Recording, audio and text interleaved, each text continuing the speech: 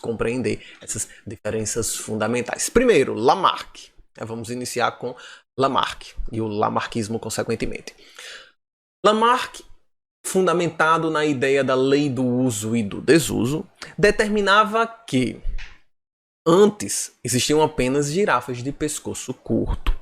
E essas girafas, uma vez que passassem por um momento de escassez de alimentos, precisavam buscar alimentos nas copas das árvores. Nessa tentativa de buscar esse alimento nas copas das árvores, ela se esforçava para alcançar copas cada vez mais altas.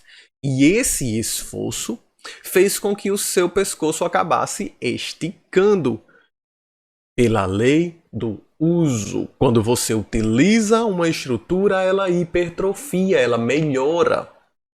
Da mesma forma, se você, por exemplo, for para uma academia malhar, você está usando a estrutura, ela vai melhorar, a sua musculatura vai aumentar. Essa é a lei do uso e do desuso. Se você para de utilizar essa musculatura, ela começa a atrofiar e você começa a perder massa muscular. Quem foi para a academia já percebeu que isso acontece. Então veja que a observação de Lamarck, ela é precisa em muitos casos, ainda que não em todos.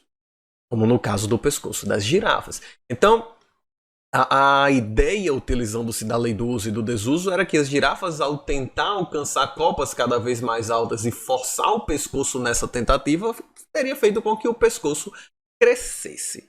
Uma vez que, pelo uso, a característica melhorou, os filhotes dessa girafa não precisarão mais passar por todo esse sofrimento.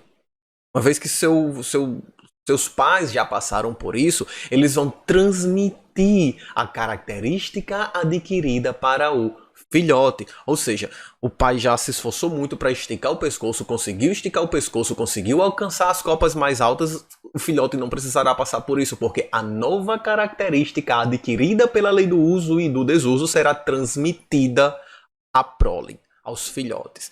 Então essas são as duas ideias de Lamarck. Agora veja que como isso não funciona na maioria em muitos casos, não sei se é a maioria, para falar a verdade, mas em muitos casos, por exemplo, veja o que eu citei, você vai para a academia, malha, fica forte, desenvolve massa muscular, você acha que seu filhotinho, o bruguelinho, já vai nascer bombado, vai nascer torado com musculatura, veja que a transmissão dos caracteres adquiridos não funcionou nesse aspecto, certo? Então, devido a essas observações de características onde a lei do uso e do desuso e a transmissão dos caracteres adquiridos não encaixavam, deixa eu dar um exemplo da lei do uso e do desuso onde não encaixa, por exemplo, no uso da nossa visão. Você vai usando a sua visão ao longo da vida e a visão ela vai degradando, ela vai piorando, você vai perdendo definição. Já pensou se a lei do uso e do desuso funcionasse para a visão? À medida que você vai utilizando, sua visão vai melhorando. Já pensou? Um velhinho com raio-x, né? Não? Já a lei do uso e do desuso fez com que a visão dele melhorasse tanto ao longo da vida que ele desenvolveria raio-x, velho cabido com raio-x, não ia dar certo.